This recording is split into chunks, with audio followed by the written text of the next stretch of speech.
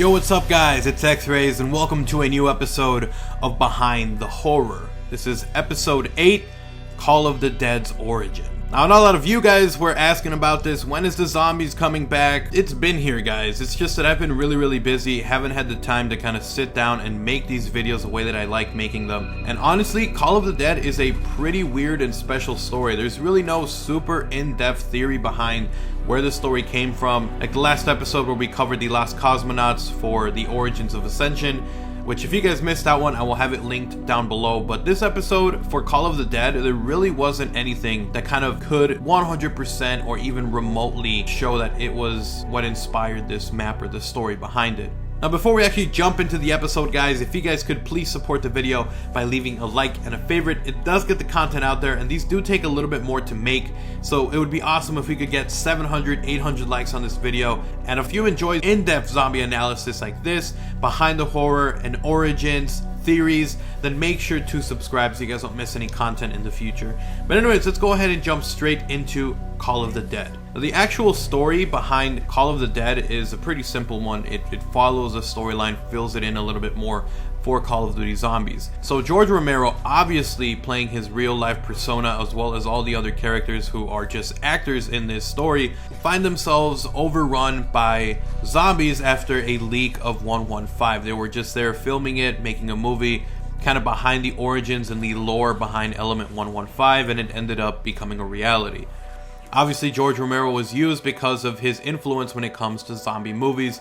He's known as the father of zombie movies, really. There's no bigger name when it comes to that with the association of zombies than George Romero. Now, the actual premise of Call of the Dead was just that they were there filming a movie, and then it kind of broke out and became this huge, just wave upon wave of a horror becoming reality. And then the big thing I want to focus on is that it's set in this really creepy Siberian outpost deep in the mountains where it's just a very tough terrain to live in. The temperature is constantly fluctuating. It's a pretty scary place for you to be in, you know, just technically a very hard place to survive in, and these guys have to do it on top of being surrounded by all of these zombies while also trying to complete an Easter egg that the other 4 members of the original crew are trying to tell them.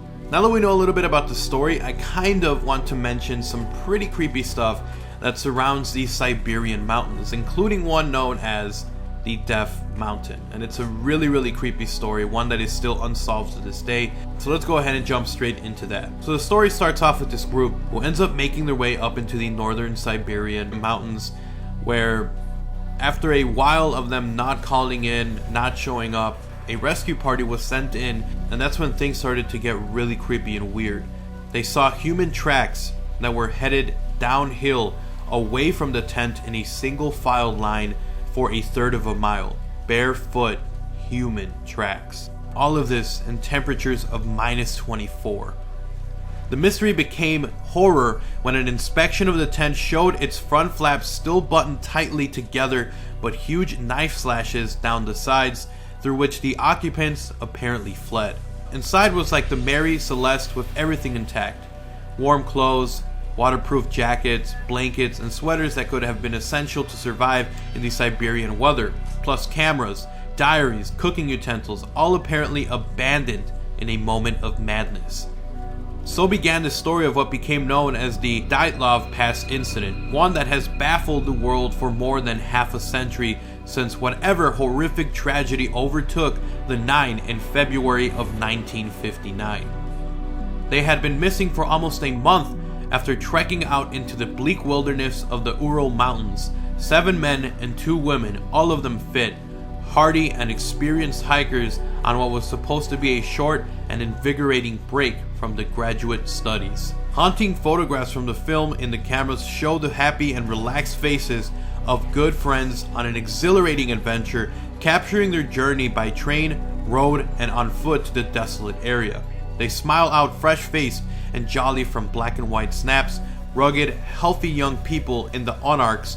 When they failed to return, search parties went out, with every expectation of finding at least some survivors, hopes that were soon dashed. The first bodies, frostbitten and frozen stiff, were discovered lying in the snow on flatland near the river, a mile from the tent. next to the remains of a long burnt out fire. Around 350 yards away lay the corpse of Igor, the 23-year-old engineer student who had put the expedition together and was its leader. Nearby, a search dog sniffed out the remains of Zina, 22, under 4 inches of snow. And then that of Rustam.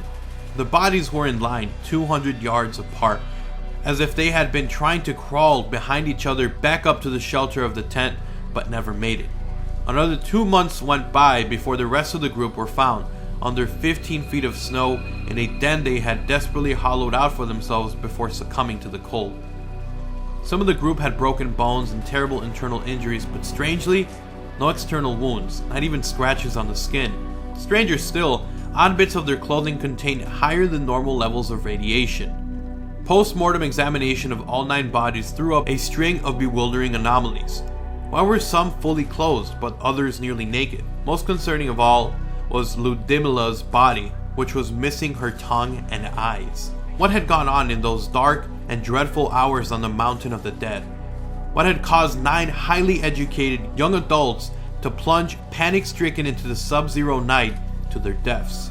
The investigation was concluded with the report stating that all 9 deaths had been caused by what was described as an unknown elemental force which they were unable to overcome. But anyways guys, hopefully you guys enjoyed this story of Death Mountain. This really weird story of these 9 students who just up and disappeared.